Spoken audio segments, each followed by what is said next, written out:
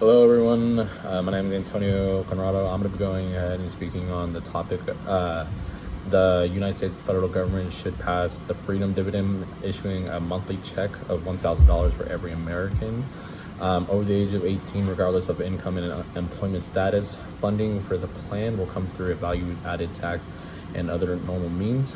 We don't have any problems with any of the definitions stated. So I'm going to go ahead and recover some of the bare bones that my previous partner stated. Again, so with potential and harms, the first one that we wanted to cover again was homelessness. Over 600,000 people are in the U.S. are homeless. So obviously having an additional $1,000, well, having $1,000 coming in monthly would definitely help improve on that. The second one would be people not being able to afford food. When able to afford eating healthier foods, it allows families to eat healthier foods instead of looking for local fast food drive-thrus and so forth. Whenever individuals are able to eat healthier foods, is also going to help lower the risk of obesity. The final thing that we'd like to state was that was in regards to debt. Around 77% of Americans have some form of debt, with the average American having around $66,000 worth of debt. The contention to inherency. Many individuals believe that since they are paying taxes when they are basically giving away people money, that they're undeserving since they are unemployed, which is true, but again, they would be benefiting because of the fact that they would also be receiving the $1,000 monthly check. Again, we would like to state that the funding for the plan will come through a true value-added tax and other normal means. The enforcement would be through the Department of Treasury, and then some of the contention 3 solvency. It will help with the homeless population because it would allow them to be able to put security deposits down on the formal income housing locations.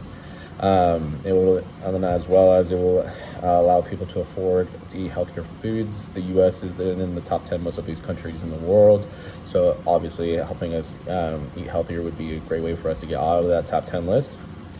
It will also allow people to help lower their monthly debts, the annual debt that they have accrued over time.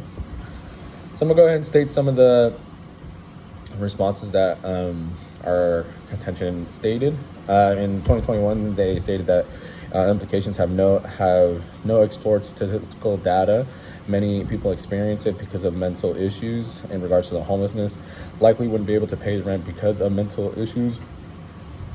In response to this, homelessness primarily stems from structural factors like a lack of affordable housing, poverty, and systematic inequalities rather than mental health issues.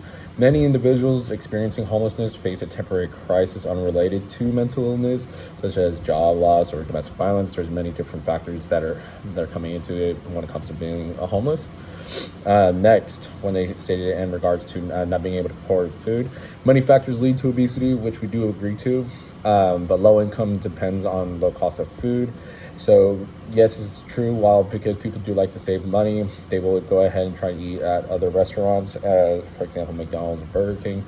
But with individuals who are over time eating at these restaurants, they are allowing themselves to gain weight.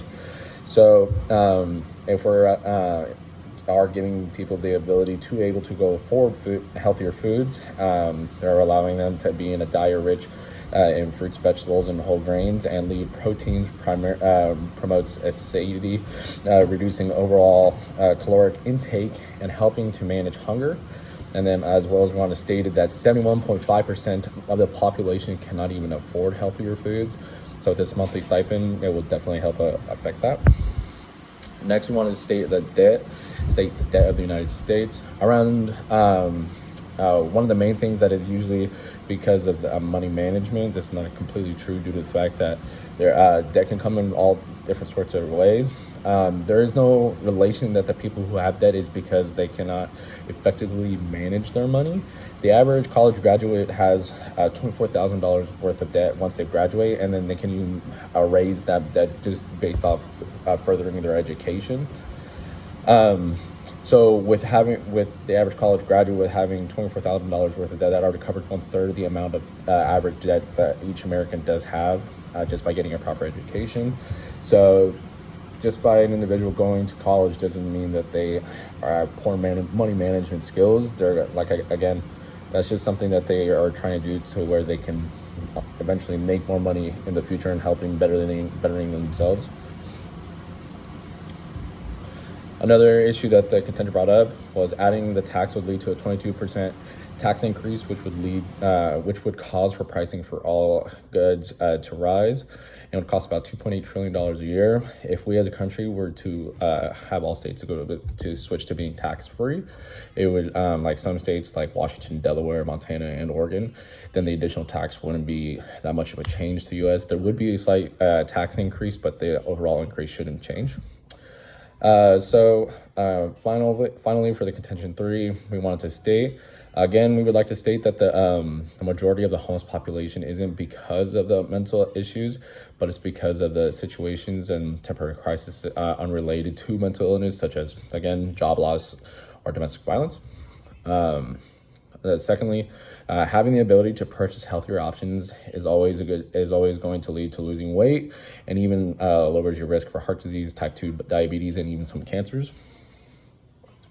And again, as well, when it comes to dealing with debt, there are many other variations of debt besides poor money management skills. For example, getting yourself into a very cheap car. If you're not able to afford the car outright and you go ahead and take out a loan can be beneficial because it's allowing you to get into a car that's then being in that car can lead to various different things. For example, getting you to work, getting you to school, and so forth. So it's definitely very, very beneficial.